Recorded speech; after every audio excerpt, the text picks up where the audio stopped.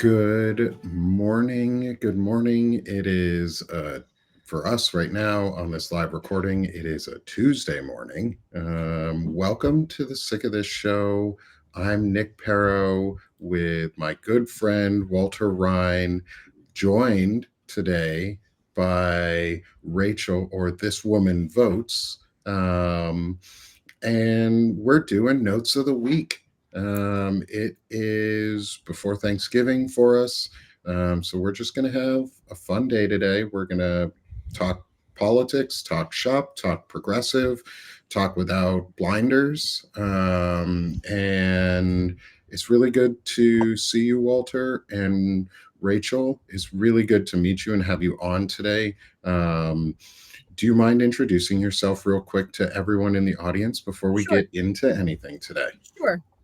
My name is Rachel. I write This Woman Votes. I am an unabashed progressive and feminist, and not really focused on being palatable, just progressive.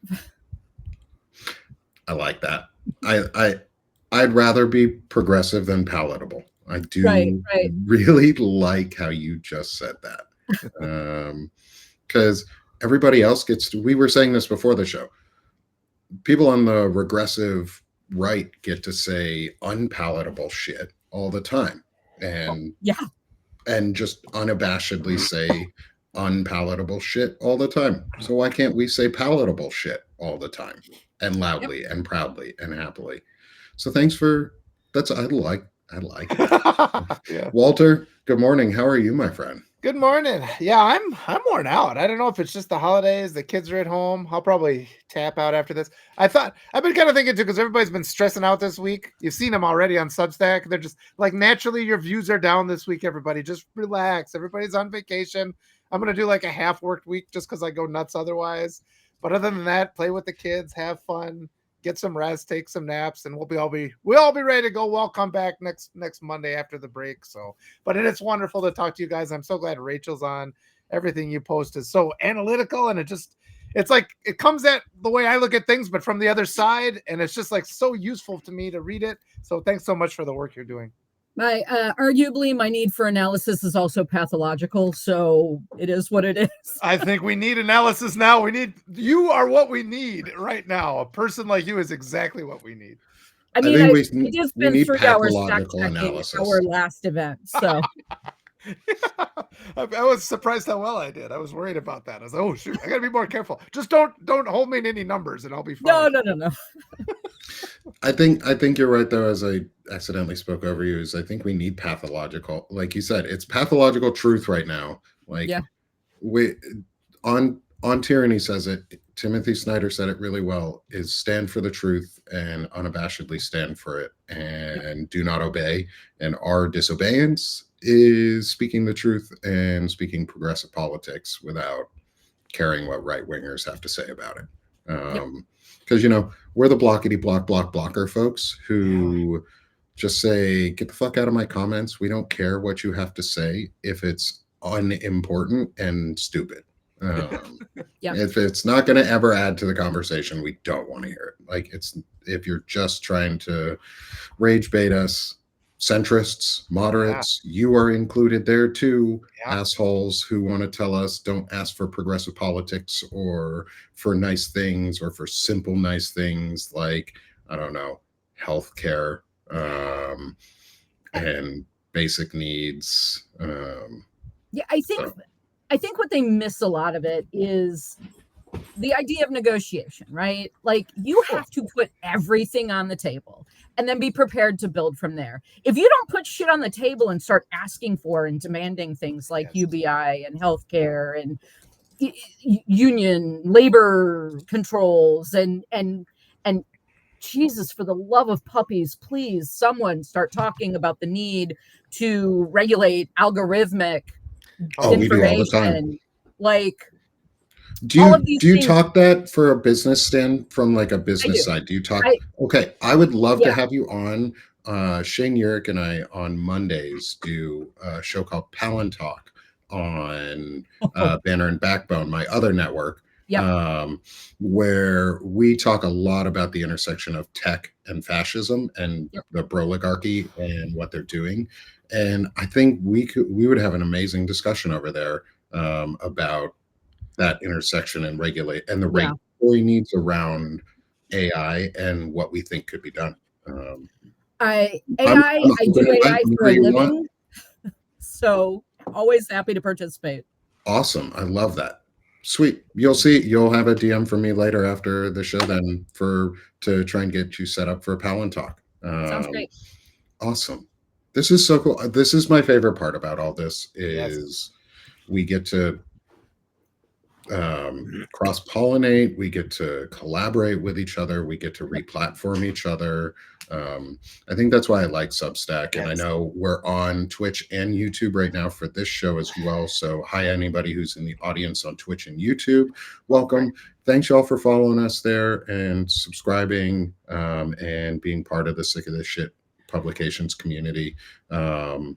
We appreciate it. Like that's getting the word out and collaborating is the whole thing. Like I love that we get to do this. Thank you again, Walter, for introducing me to another amazing person. Yes. Oh, I was just thinking too, how 10 years from now, I think we will look back at this time and it'll be like we're campaigners. We'll reflect on these 10 months. There's a lot of people I know who need a big hug. I feel like I owe Nick a big hug and Rachel too. And just like all the work you're doing and just how hard these months have been. And yeah, as Nick said, the one saving grace has been this opportunity to interact and build up our message and, unapologetically demand decency, a nation of integrity, and it's like, that's just, and as Rachel was just saying, that's not on the table right now. We didn't need to put it on the table. We need to do well for our kids. It's not just like the floor, it's the basement. Yeah. Right? And they try to make us think we're not reasonable for asking for those things. And that's what we have to change. Right. Like even the people that are allies, we're like, no, you can ask for more. And this goes back to the work environment. I always tell people, you should get a raise of about, probably to be fair, it should be like a 300% raise, but go in and ask for 75% to start. It's like, we need to have those conversations because we're the ones who make everything. It's us, so. And to answer, and like, this wraps into a question into the chat was going back just a second ago to like we were talking about I blockity block people for non-contributory things. Somebody asked in the chat in a real question, thank you for following up too with that you want an answer on this, and we're asking in earnesty is, so people who disagree with you aren't invited to have a conversation with you? No. People who disagree with me I talk to people who disagree with me all the time. I had a conversation with Joe Walsh and he and I disagree on plenty of things. People who disagree with me, that people are people, I like, and that's like a fundamental thing that they refuse to see. There's not really much to talk about after that. Like, to the people who think that I and my people, historically the Jewish people, I have a Star of David on my forearm tattooed there, so nothing else can get tattooed where that spot is, because that's where they put the number for the Holocaust, on Jewish people's forearm. If people think that the Holocaust doesn't exist, sorry, my dog bells are going off right now. If people who think that the Holocaust doesn't exist or are deniers of main events like that, like, there's not much to talk about.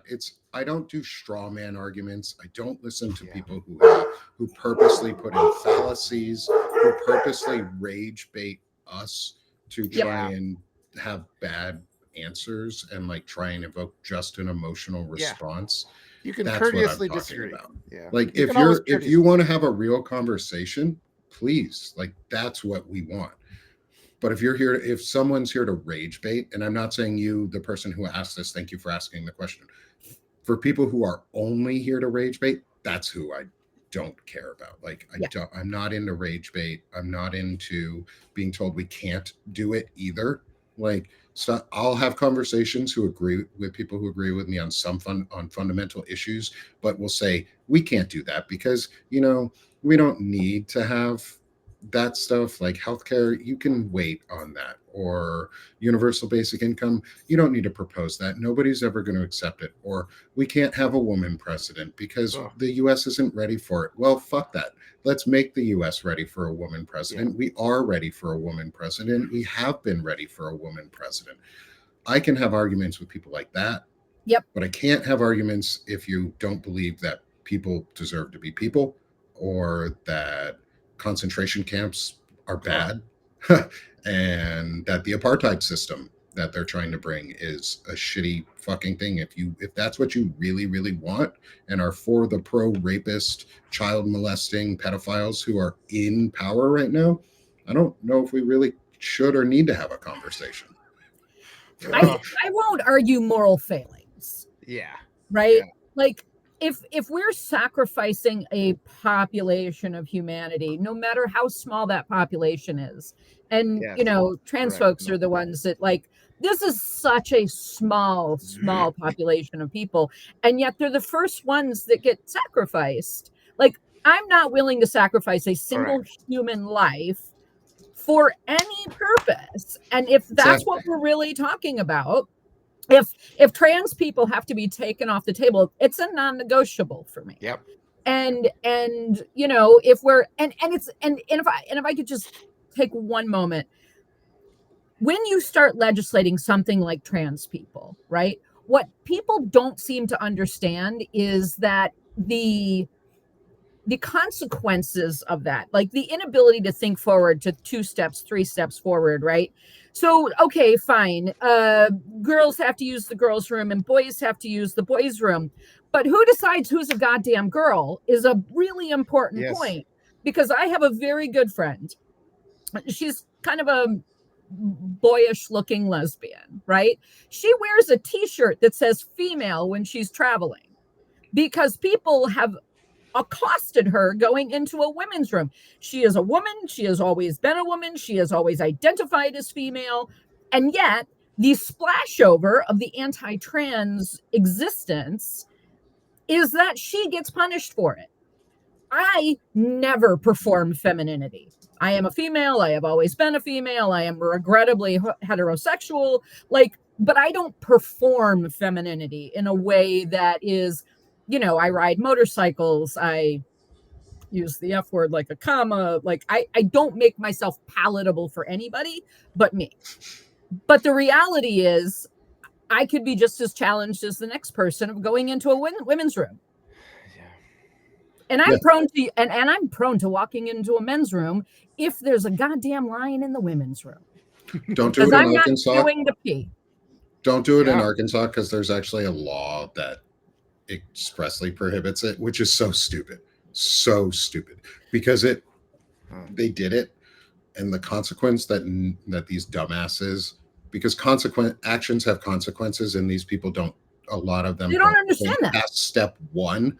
Step 2 was you make it so that bathrooms are only gendered. Okay. Right. Well, what happens to a mother with a 2 or 3-year-old boy who has no father with her at the moment, because say she's either a single mom or he's just not there because he's at work, he has doing something else, maybe he's with the other kid, maybe he's just shopping somewhere else and she's trying to bring him to the bathroom. Yep. She can't bring him into the same bathroom as her, because the law doesn't make a differentiation between age or care or maternity status or anything. It's just boy, girl, black, white, good, bad, evil, right, wrong. Like that's all it is. And so I feel like that first question that was asked was in the chat seemed to be a little misleading from this individual, because now there's some comments going on. I'm having a hard time understanding why a woman couldn't be president. Well, let's just unapologetically state, you know, that women are what we need as president. And like, I love what you were saying before. It's been something I've been saying. I don't think we should waste any oxygen on this discussion about whether the country's ready for it. If you want to say something, say we have to make the country ready for it because that's best for all of humanity. And I hate these institutions that prohibit women from being. I think they should be opposed. I mean, I have 2 wonderful daughters and a wonderful wife. They handle everything.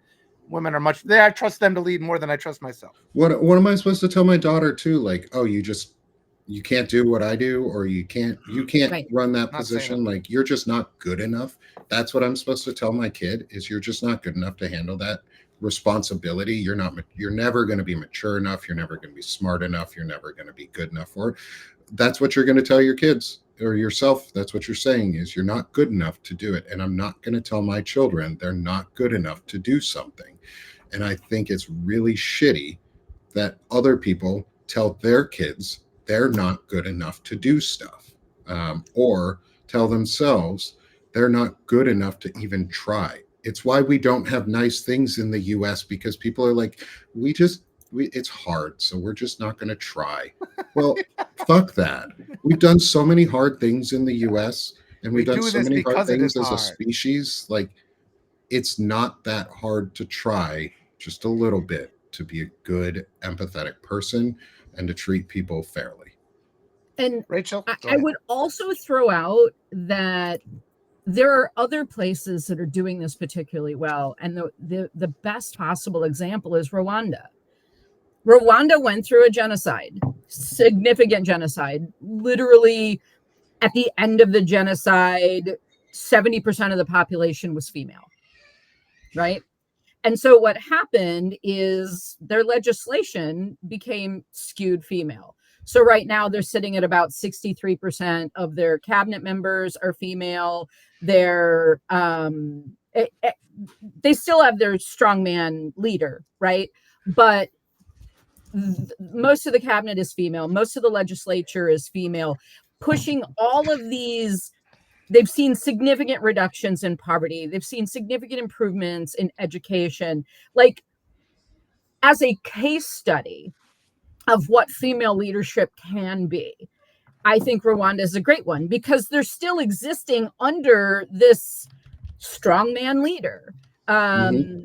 And yet they are accomplishing so much from a GDP growth, economic growth, educational growth. Everything is growing, and it's growing because it's not just happening at the executive level. It's not just happening at the governance layer. It's happening at the community layer as well. And the idea that a woman can't lead this country is unhinged, first of all.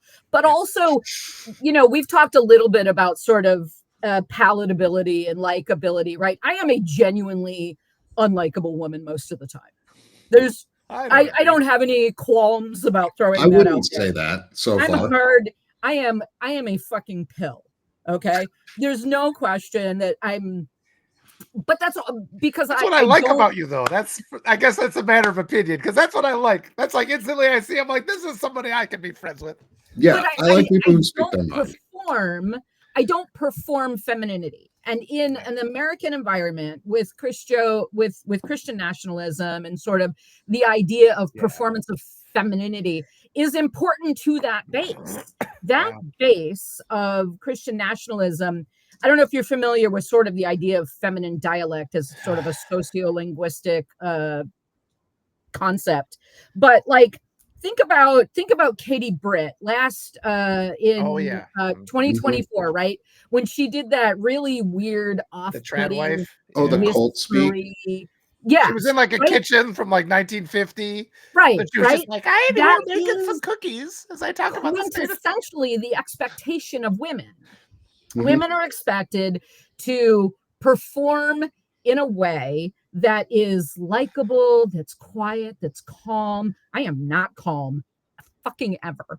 Yeah. Like, it is what it is, but also I have a level of moral certainty that I understand that we should be caring for humanity. We should be putting forth the best of what we can do. How do we have the nerve to call America the greatest country on earth when there is a single veteran sleeping on the streets of Portland, Oregon? Yeah. Like, kiss my ass. If a single kid is going to school hungry and we don't want to feed that kid, like, how do you have the nerve? That we're great. And from a female perspective, as a woman who has also done my part for the population and raised 7 goddamn children, and 6 boys at that. My perspective tends to skew male. I was raised around boys. I was the oldest in a generation of 13 boys.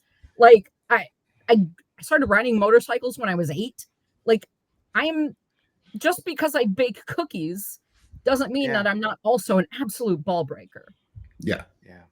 You You can be both. You can be both. You should be both.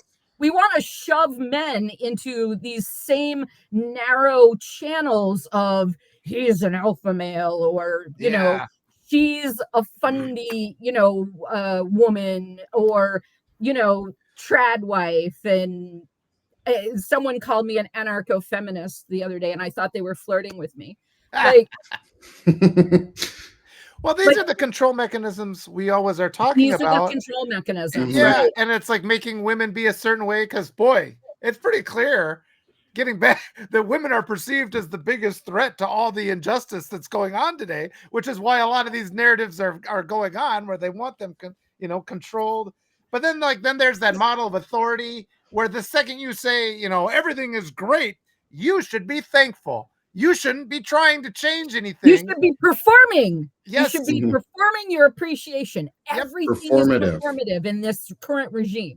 And those kind of bot comments are an example of that, where they they get you with those little dishonest questions. Well, are you saying this? Are you saying that? To just divert away from a real productive conversation. But these things are stacked. And that's again why, because Rachel, you'll bring in like the names for these things. You name something and you define it. I'm like, oh, I see how that fits in, not having defined it before. And it's just really useful to me. I mean, part of that is just how I process information. It's pathological, like I said. It's the autism. It's just a more analytical approach, and I always gone at things from just this more of a narrative, like I'm trying to write a story type thing, and that's how I'm seeing things. And I'm just like, and it's like in the same way I don't define like a gerund or like this is the present perfect tense. I don't do that. But you're kind of coming at it from that way where you're like, this is the definition, and then it becomes more useful because it adds. From that, I'm able to build and see even more things. So that's really neat to me. These extra perspectives are so helpful. Thinking about like performative politics, especially around women. Let's bring in some of our notes from this week. We'll start with a new and old one from me, and then we'll get into we'll see how we can transition into each one. Like see if we can do it like last week where I was able to slide into each one so nicely. Since we're doing performative politics. Now I'm wondering what's the over-under on a pregnancy announcement too, especially after Erica's weird response about not being pregnant before Charlie died. That's in response to my own note from earlier this month was what's the over-under on JD leaving Usha and marrying Erica Kirk by Christmas? Because we're talking about performative politics. We're talking about women being put into their place in politics specifically, and on the right side it's all about putting specific women into specific places to make an appearance. It's all about appearance. I will tell you this, there is no way in hell they let another brown girl in the Oval into the White House, and there's no way in hell. Like, I have a theory. My expectation is that Trump won't make the midterms. He's not particularly healthy. He's inconvenient to Peter Thiel. There's a lot of reasons, without throwing up like something that sounds really wingnutty about the planned obsolescence of this man. But I don't believe he will make the midterms. So I do believe that JD will be in the Oval Office by midterm. All that to say, there's no way he takes another brown girl into the White House. Michelle Obama set people off, and the level of sort of backlash is kind of why we are where we are today. And so that is my opinion. I stand by it. Mark your calendars, people. We'll start a pool at some point. Walter, your thoughts?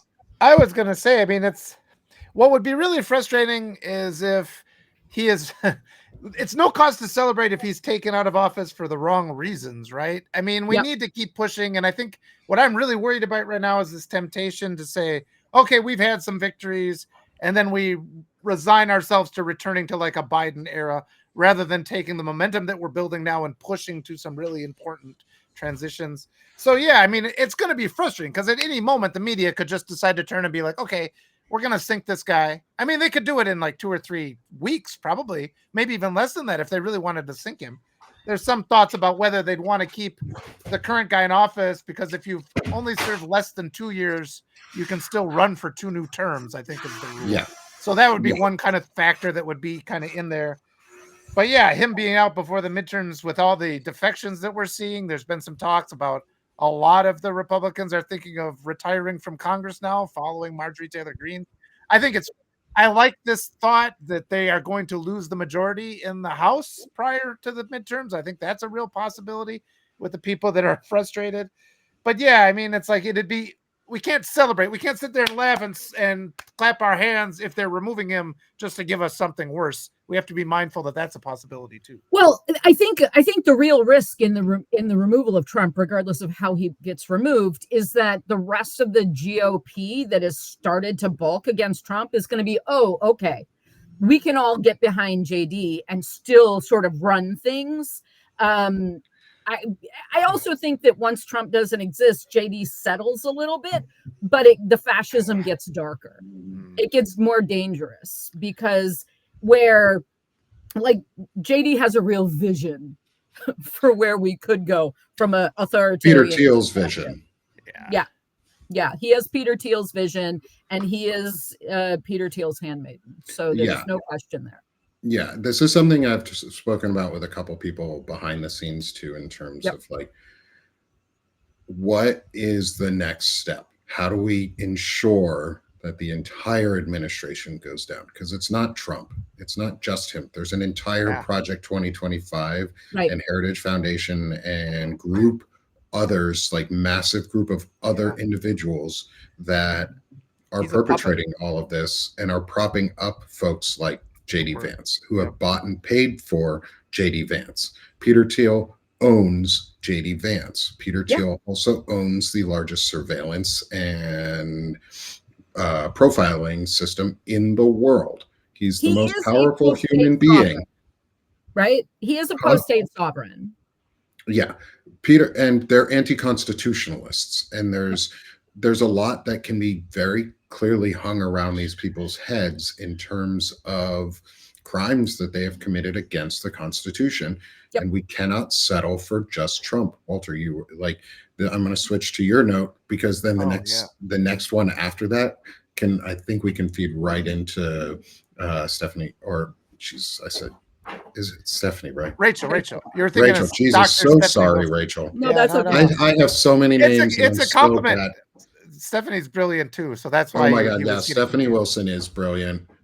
If you don't follow her yet, you should. I don't. I will have to track her down. Oh yeah, we'll have to bring you. She does on Freedom Over for Fascism, which is her show, and she does some really good, really really strong interviews. You'd really enjoy her. I don't know if she's in the chat this morning, but she's on my Monday shows all the time too. She's one of my co-hosts for Chronic Illness Discussions. But leading into this conversation is our next one is don't play it safe. Walter's note here. I'll read it. Go ahead. Walter, you read it. I want to hear you. No, I want you. I want your voice in this because we've talked about possibly doing some voiceovers together, or I put out that idea of some stuff that Ellie's working on for the Bannon Epstein emails, and we're gonna sort of live act as gross as it's gonna be, but I think it's important. I'm gonna convince some people to live act that with me so that we can get my whole body is cringing over the idea of live acting the Epstein emails. That's just the Bannon emails. It's such a repellent thought. Just the Bannon Epstein emails, though. No, I know it needs to be done. It just is so cringy. Yeah. All right, let me read this. So it goes, don't play it safe. Don't make a deal with the devil. Risk everything. Be bold. Be true to your sense of integrity. Playing it safe only guarantees a loss. Don't concede in advance. Give yourself a chance to win. And I think what I wanted to talk about here and convey to people is, I mean, there's evil, and then that's not even the worst thing. That's what Martin Luther King was talking about in the letter from Birmingham jail. It's like, that's obvious. That's a problem. The real bigger problem is that where you're convinced to make a concession for the sake of a greater good and to go against your integrity, to choose the lesser of two evils in that moment. That's the problem, because you sacrifice yourself. I mean, that's the road to the dark side right there. You start making these concessions because you think, this is the scene in The Lord of the Rings. Don't tempt me, Frodo. I try to use the ring for good. And that's exactly what happens. You try to take evil and use it for good. And this is the whole motto of the current Democratic Party. I keep saying, because they're always like, well, we can't go too far left. And I'd say, you know what? Why don't you guys stop saying it like that? Why don't say, when they go low, we can't go too high? And it's like, because if you say it that way, it sounds fucking stupid, because it is fucking stupid. We should never say, let's not aspire to great things and let's not aspire to good. And that's been the motto of the DNC. And then they always lose. And then they always blame the progressives. So it's just good to remind ourselves. It's like, you have to, there's always fear. Fear is inevitable. We can't do the safe thing, the quote unquote safe thing, because we're so afraid to lose. We have to be bold and try to win. And that's really the perspective shift we need to have. Because if you are safe, you guarantee you're going to lose. I think that part of the sort of the push towards safety, the push towards centrism, the push toward palatability, that's the root of all of this, right? Is that we need to be quieter. We need to not match energy. But then you look at Newsom, who, look, I'm not a fan of. I think Newsom is just Reagan with better hair. But at the end of the day,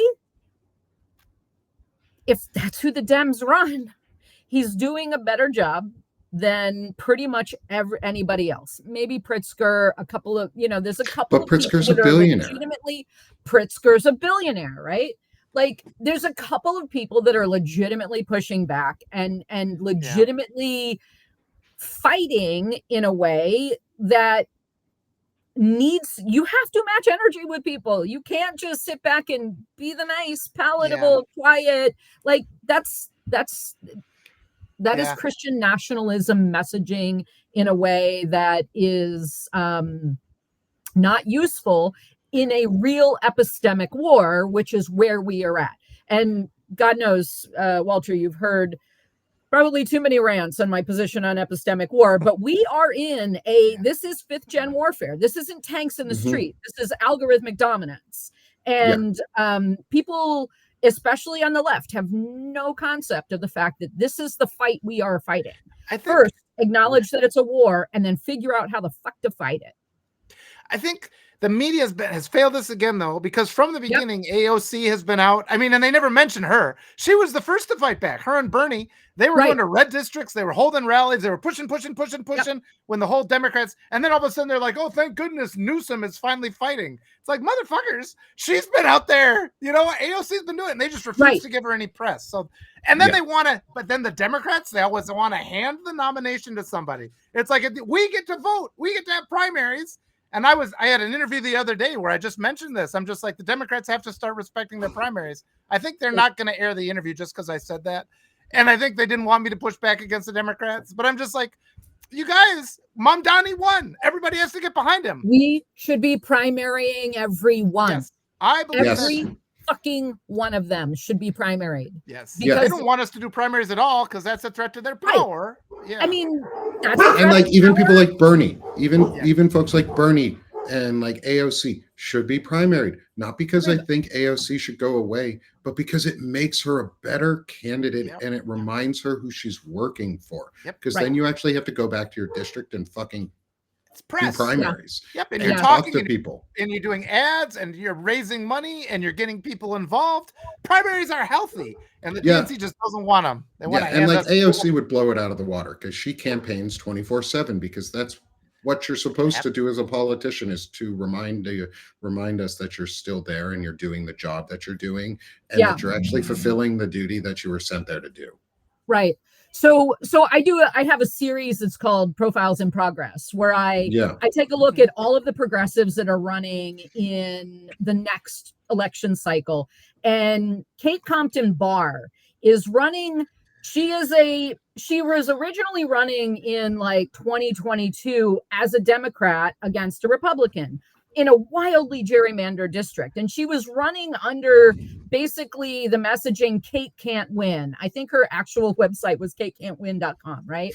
Now what she's doing is she's running as a Republican in the primary because she can get better and she's absolutely democratic messaging. Everything is democratic, but she's registered as a Republican, so she can run in the Republican primary against someone who has held the seat forever and is in essentially a safe, untouchable seat. And what she's trying to do is highlight the gerrymandering that's gone on in North Carolina and that sort of thing. And that's the level of attack we need to hit. Yeah. We need to hit Republicans where Republicans live in safe seats. Yeah. Yes. And we need to do it under the guise of Republicanism. Like, take over. I keep trying, I'm putting this out there, and I'm glad we're talking because maybe you can talk about this too in the future. Use this however you want. Yep. Is we need a movement of pro-democracy folks like, say, Adam Kinzinger, who is putting a ton of money to rehab the run Republican candidates against other Republicans. We need to encourage them to take over a national third party that's already recognized. Pro-democracy needs to take over the libertarian wing of the party, because that's a literal national third party that can run across the country in every state and on the presidential level, and is able to be easily seen and put onto all of the debate stages. They can easily push for all of the things because they are a nationally recognized party that caucuses with the Republicans. Mm-hmm. Joe Walsh, Adam Kinzinger, they're very conservative.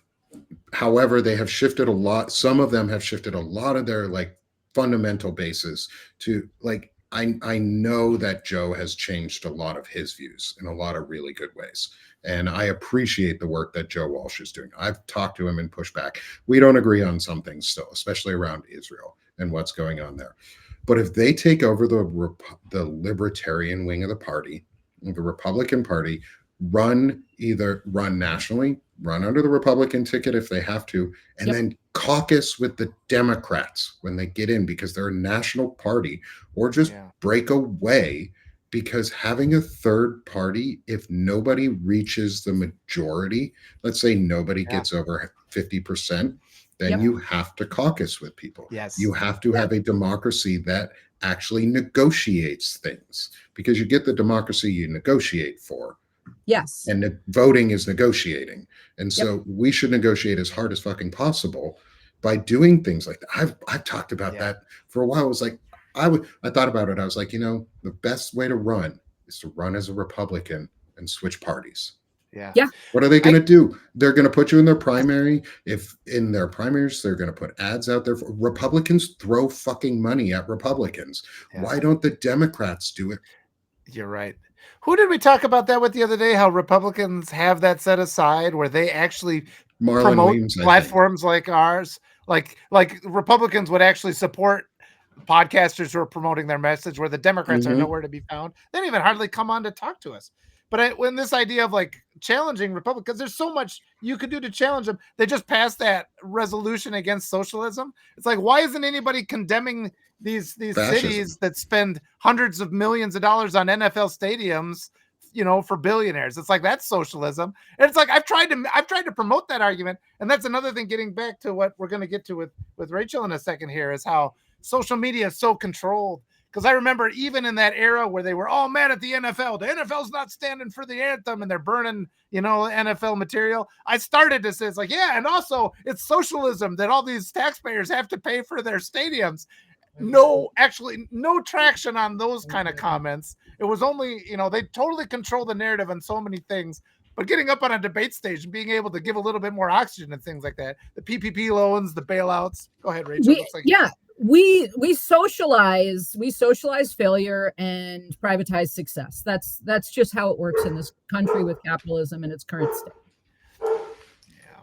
Yeah. And to answer the question that was in the chat from someone, but many of us Dems would never vote to trust a Republican that they'd switch parties. You're right. Most Dems wouldn't. But a lot of Republicans will if you give them the same argument under the Republican name. And I'm not talking to the Dems right now. Like, the Dems need to figure their own shit out. This plan is about the Republicans because the Republican Party is dead. Yeah. Like, it's a fucking fascist movement who are enabled by social media bots around the world. And I'll shrink this one in because it's not quite as readable as I was hoping. It's that quite zoomed out. And it's an essay into itself. But so, that's the, like, they get money thrown at them. All sorts of, and the thing is, yes, people would not trust that somebody running under the Republican name would ever switch to the Democratic side. Yeah. That's okay. If the Libertarian side just doesn't caucus with the Republicans, that's a big ass win. Like, I'm talking about the Republicans here, those who are going to vote on the Republican side, not so much on the Democratic side. I want to keep pushing the Democrats progressively. And if it's just getting rid of Schumers and Jeffries and folks like that and the old guard. I need the Republicans who are conservative Democrats right now to go back to go and be something that can win their party and break it, because that's just as important. Yeah. And if it comes down to just one vote, if you've only got one Libertarian seat, but it takes one vote to get something passed, all of a sudden that's a huge amount of power, and you can make some negotiations, you can change things. So yeah, it's like this we keep thinking we have to completely reform everything when the number is like 2 or 3%, and we'll see massive change, So that's what we got to keep focused on that. Victory's a lot closer than we think. And so, Rachel, you put up this great note about like disinformation and how it's impacting things and kind of self-owning themselves in the process. Yeah. So the X location release was really interesting for a couple of reasons, right? Sure, they've exposed that a very, very large number of very large MAGA-oriented channels on X are actually Russian, Estonian, there's all over, African. I think there's a few that are Nigerian. The reality is the influence channel that exists to support identity fusion, right? And part of the reason for this is because you don't act against the out group, right? It's all about focusing people on the in group when you have a fused identity. And within the GOP, the level of identity fusion that's happening is really incredible. I mean, they've taken Zionists and white supremacists and Nazis and forged them into the same group, which is just wild. These should be enemies, but we've reached a point, going back all the way to Sun Tzu, where the enemy of my enemy is my friend, and they have managed to reach this level of identity fusion that supersedes everything, including hate that they have for other organizations. And so this piece kind of hits a lot of the buttons for a lot of different reasons, identity fusion being one of them. But also, I really see this as sort of not so much a glitch, but a demonstration of Trump's post-state sovereignty.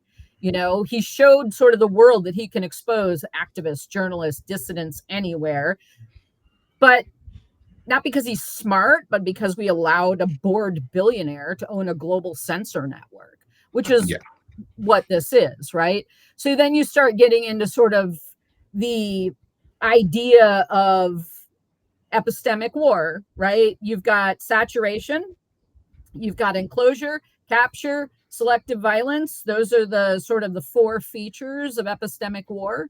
And that's where we're at.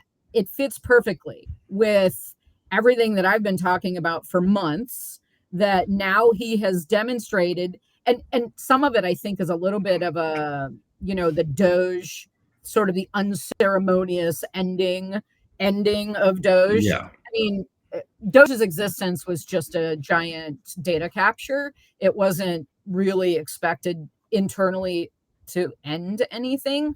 But I do think that the primary thing that they wanted from Doge was data capture. It was to ensure that they had the appropriate level of backdoor entrances into all of the data systems of the government. And these are data systems that Palantir wasn't already completely plugged into, right? Yes. And so Doge was unceremoniously ended.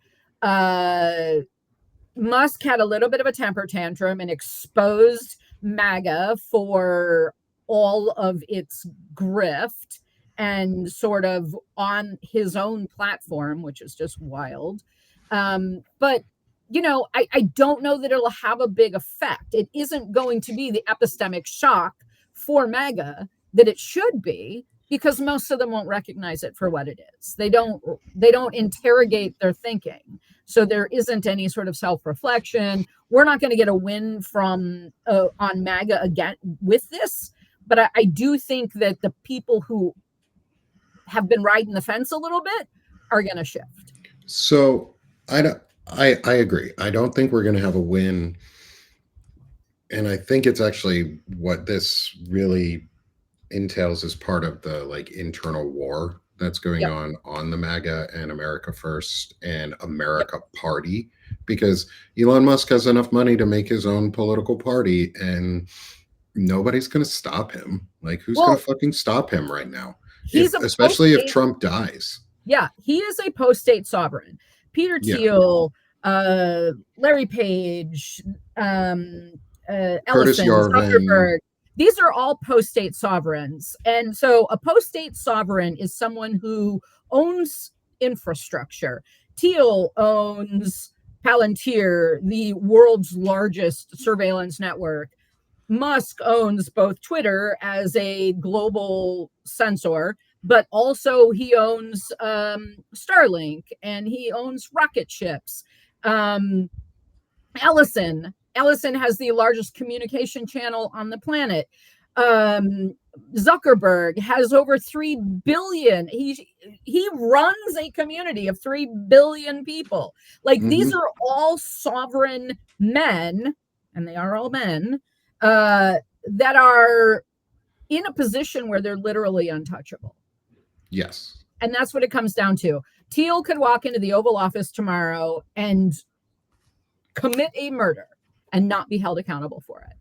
No, absolutely. And that's that part of that too is they are anti-constitutional. None of this is about the Constitution. They don't care about the Constitution. And they're anti-humanist. Yeah, they're anti-humanist.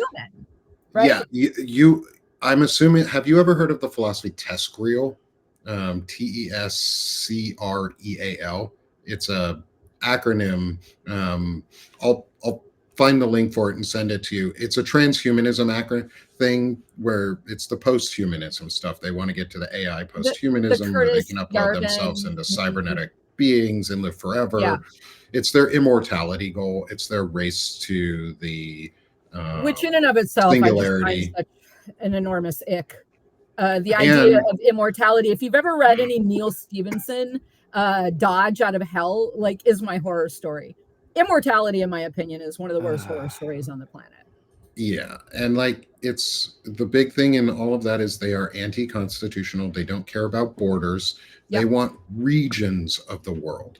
This isn't about countries. This is about regions. They want entire regions. Borders are only capital constraints, right? Borders are built to constrain capital and certain human constraints as well. But I completely agree. They are, and I know this takes us down into a 1987 sort of New World Order conspiracy thinking, but that's kind of what they want. Yeah. That's what they want. And this is probably a large reason why everybody in Congress is, 80 years old, because we don't have a government right now that can understand this level of technology. I don't understand it. Grassley has been in office since fucking Eisenhower. Yeah, wow. Like, Yeah. what? We're at a technological revolution when we need the smartest, most innovative people possible, and we have the laziest, least innovative people possible sitting in offices. Yeah. And this shows that we weren't prepared for any of this. Oh, yeah. And especially around the information war. Yeah, and misinformation has dominated the last at least 4 or 5 elections. Even Obama got in because he knew how to handle Twitter at first. And it's just sort of like they've just done nothing. This has been decades now that this has been going on. And we still have those people that just like stick their head in the sand and pretend none of this. I mean, our world has fundamentally changed. And just like everybody talks about, the suicide rate among young kids is through the roof because of social media and all these other problems that we just do nothing about them. We let them lose election, steal election after election. Nothing is done.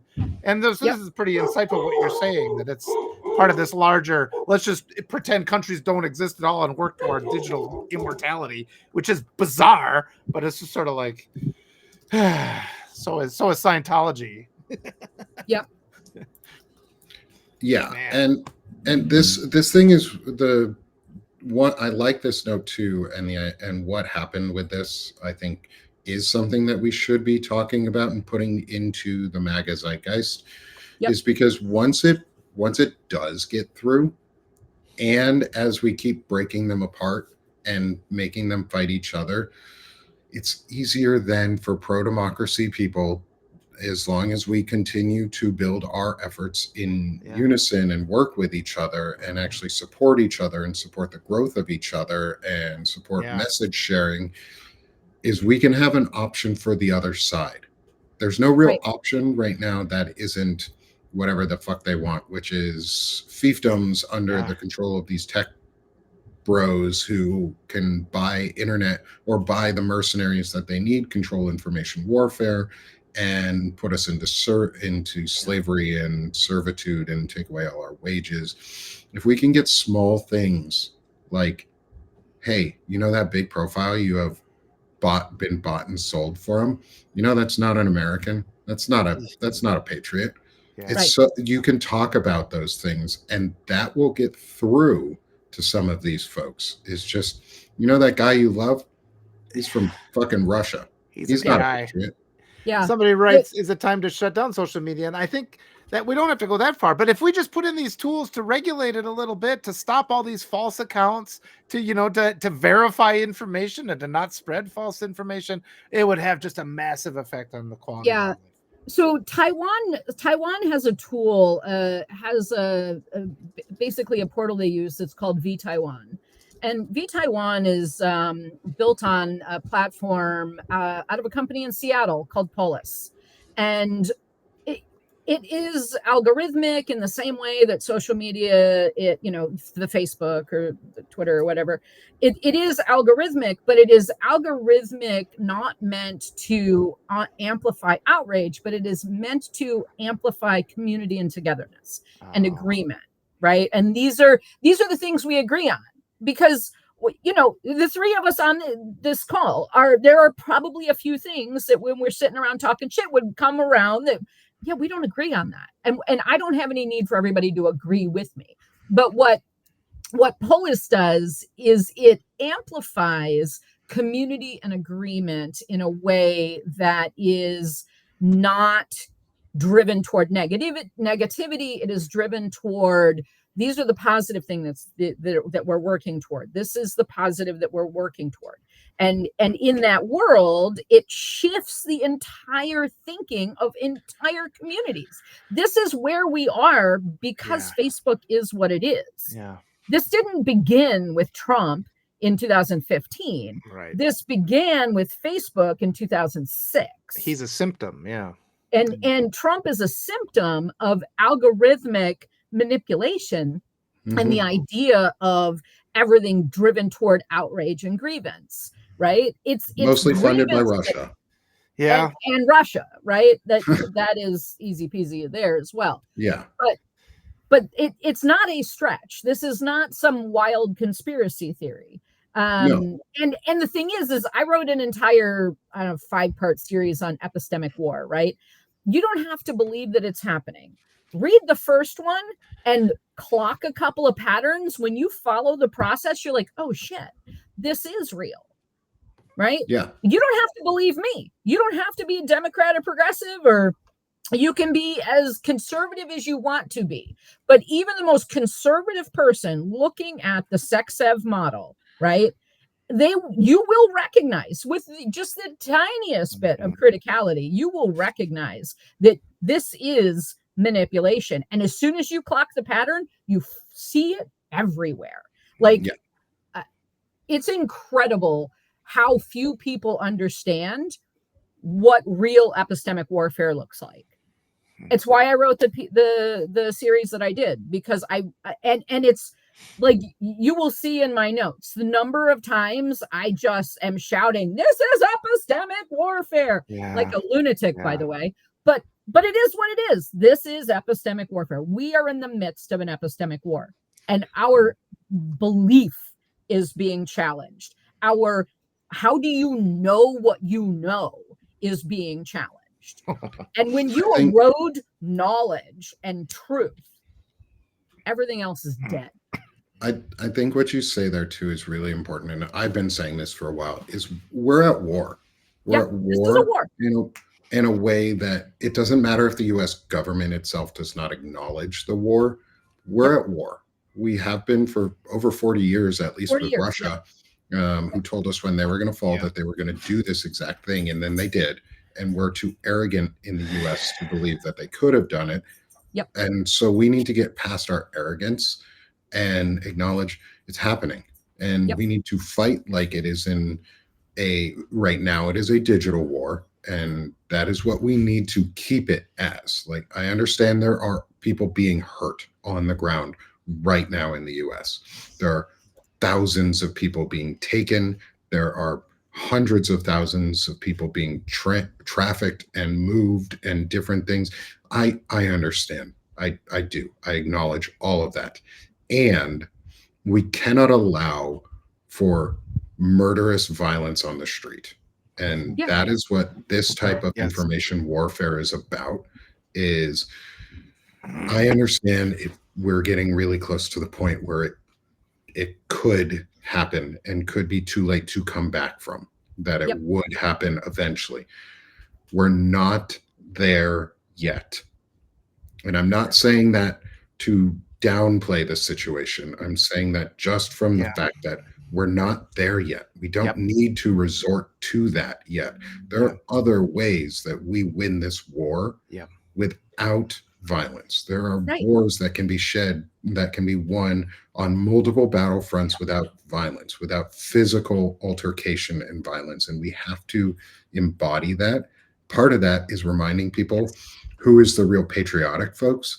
And that is not these fake profiles that come from Russia or Israel or Africa or wherever the fuck they are. They're Russian controlled. They're Russian paid for. If you think Israel is an independent nation of Russia in a lot of ways right now, you're wrong. It's controlled by Russian Israeli mobsters. It's not controlled by what you would consider most Jewish people. It is controlled by Zionist mobsters who want power and control and will use disinformation to attack the US.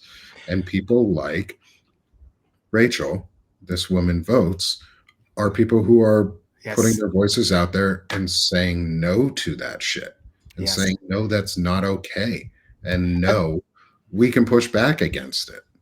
I just want to say too, and just we all have to keep in mind that you've just really well stated. It's bigger than the guy who's occupying the Oval Office right now. There's this whole network, and the way Rachel was putting it too, it brought me to thinking about the 1980s video games. I grew up during those eras, and some people were really good at those video games because they could see the pattern, And I think, and Rachel, you're a person who can see this pattern going around. I don't necessarily see the pattern the way you do. And so this is when we're talking about disagreement. It's like, I do see some things. I see it from a different perspective. And so, I mean, the people in the chat who haven't seen what Rachel sees, don't feel like you're stupid, because I haven't quite seen it the way Rachel has seen it either. I've seen something. and I can offer this is when we need to have this exchange of ideas, and we can't get frustrated either when we're trying to explain it and people still don't see it. It's like, how can you not see it? It's so obvious. But we just have to keep talking because there are good people out there who want to fix this, who just don't quite see things the same way that we see them. And so the more we keep talking, the more powerful we all become. And again, thanks to everybody for being here. And Rachel. Yeah. So Rachel, I want to give this opportunity. Sell yourself. How can people help you? How can people support you? I'd love to have you back here. Obviously, we talked about Pal and Talk on Banner and Backbone. Yep. But I think you'd fit right in with the Banner and Backbone community in general and the team over there and what we're doing on that side and reinstilling civics from a moral and ethical, just grounded standpoint. So sell yourself. Follow me on Substack, Rise, Resist, Restack. I always say, I'm not out here pursuing paid. Everything that I put out is completely unpaid, at least on the political side. My Trustable.blog is a paid because it's business shit, and it's pretty dry, and y'all may not enjoy it, but it is what it is. But on the political side, I put everything out for free. Of course, the more subscribers, the better. I think there's a level on Substack where you start getting a certain number of subscribers. People start sort of assigning you some credibility and legitimacy. And that's sort of where I'm trying to get to, where people are like reading it and thinking, okay, no, this kind of makes sense. And I am very pattern oriented. And it's also part of the reason that I spend so much time interrogating my own thinking, because the opposite side of pattern orientation is conspiracy orientation and sort of pareidolia and apophenia and those sort of things that go along with seeing patterns everywhere. But I try to make sure that it's well researched, that I've done the self-interrogation to make sure that what I'm putting out there is actionable. Everything that I am also very mission oriented. So everything I try to put out needs to be actionable. There's 1, 2 things, 3 things you can do today that will make a difference. If nothing else, read my series on campaign finance from this week. It was a 5-part or 7-part series that was absolutely a deep dive in the absolute grift that is campaign finance these days. And take a look at my epistemic war reports. You don't have to believe me. You will clock the patterns when you follow the process. Love it. I love this. I'm going to go read some of your stuff here soon. Some more of your stuff here soon. Thank you. I'm going to include in the show notes too, obviously, links to today's note, which has one of Rachel's articles linked right at the bottom of it. So go subscribe to her. If you're on Substack right now, if you're one of the 279 folks with us today, hit that subscribe button in the top left corner. Subscribe to all 3 of us. Join us for the future for more conversations. I'm definitely going to have Rachel back. This has been so fun, and I cannot wait to introduce you to Shane Urich. You guys are going to have. Oh yeah, I was thinking that too. They're going to they think the same way. That's going to be good. Yeah, we do think the same way. I read Shane's stuff, so I think we think the same way about a lot of things. And I'm going to drop a couple of links into the chat to like a couple of like the top end series, and then you can send me some links in a DM. And send me a DM and all with some links, and I'll put them all in the show notes so that people can easily go to them. I love promoting people, cross promoting, helping. That's my whole thing is community building on this side. Yep. And so everyone go subscribe to This Woman Votes, go subscribe to Rachel. And then when you're done subscribing to Rachel, go subscribe to Walter if you haven't already. Walter, sell yourself again, my friend. Oh gosh, thanks everybody so much. It's always a pleasure to see everybody. And I was scanning through the comments, and I just want to say to everybody, have a wonderful, wonderful Thanksgiving. Try to forget about all the craziness. If you have to visit people, play the replay of this at full volume at Thanksgiving dinner and refuse to turn it down. I know a lot of people are going into hostile territory over the weekend. I always give people permission to not do that. If you feel pressure to go to a place you don't want to be. I know I've spent a lot of my life feeling pressured, like you have to be here, you have to do this. people have to treat you well. That's the rule. If people do not respect your boundaries, you do not have to let them into your life. So remember that. Yep. Anybody who can subscribe to me, I have various tiers. So give whatever you can. But the comments are really appreciated. The restacks are appreciated. Bring more people to the platform. I know that we are all considered the enemy of the mainstream media, so they deliberately push us to the side. So supporting us means a lot more than it does supporting some corporate sponsored publication. We don't get any of that extra money. It's entirely grassroots, and that means we're free to tell the truth. We don't have to censor ourselves and to support some oligarchs. So thank you all for giving us the opportunity to have this space for these kind of conversations. We love you all. Have a great holiday. Wish you all well. Thank you so much, Walter. And yeah, everyone go support Walter. He's got some incredible writing. His messages are amazing. I love his notes. I don't always agree with everything Walter says. Like we've talked about, Walter and I push back on each other quite a bit in these conversations. We just do it respectfully. Yeah. And then finally, please join me here at Sick of This Shit Publications and come back for more. I'm running a November special for 50% off for your first year. I also take founding subscribers if anyone wants to help on that side. That's a bigger contribution per year, but gives you the chance to really help build this from the ground up and solidify it. But first off, go join and subscribe to This Woman Votes for Rachel. Then go subscribe to Walter Ryan. Then subscribe to me. If you're in Substack, hit that Chiron in the top left corner. Subscribe to all of us. If you're not, or if you want to, go subscribe to us on our other platforms too, if you can. Go find me on YouTube and on Twitch for both Sick of This Shit Publications and Banner and Backbone. Come subscribe to all of us because that helps. Any interaction, free or paid, really helps, especially Rise, now. resist, restack, share. Yeah. Cross-platform sharing. Yes. Cross-platform sharing. Facebook just because I'm not there. Cross-post each other's articles, cross-post each other's videos. That helps. If you're the admin on a Substack publication and you really like a video from somebody and it can be done, cross-post it. I'll even put out a short video next week when my family's not around on how to do that. And so that people know how to do cross-posting, because it's not a visible feature, but it's really helpful because it drives views right back to the original creator. And that's a great way to show that you really like somebody's work. So go cross-post, go help each other out. And as we made a slogan during today, I liked it, is bacon cookies and breaking balls.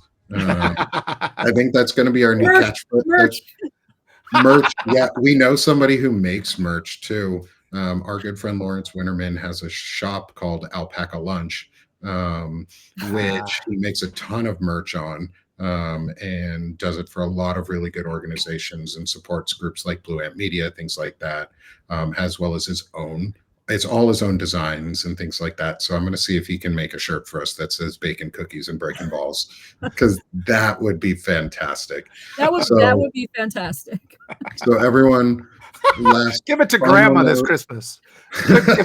That's a great, yeah. Every mom coming out to the voting booth, bacon cookies and breaking balls. Now that's a statement. So with that, for everyone, thank you all so much for joining us. If you're in the States, have a happy Thanksgiving and have a productive Thanksgiving. Go join people you enjoy. Go have it with friends if you don't have family that you can be with, but go do something communal with each other. And as always, Black Friday. Yeah. Black Friday. Woo! Join us for Blue Friday. Sales. Go to an estate sale. Yeah. I'm gonna be baking cookies on Friday. I'm gonna be hanging out, breaking balls too. And so every Friday, look out for Blue Friday sales from Banner and Backbone and Sick of This Shit Publications for right now 50% off forever on every Blue Friday. We're going to be trying to join the Blue Friday wave. Awesome. But as always, everyone, let's stop being sick of this shit and let's start doing this shit. It's time to go have a great day. Thanks, everyone. Thank you, guys. This has been such a fun time. Thanks, everybody.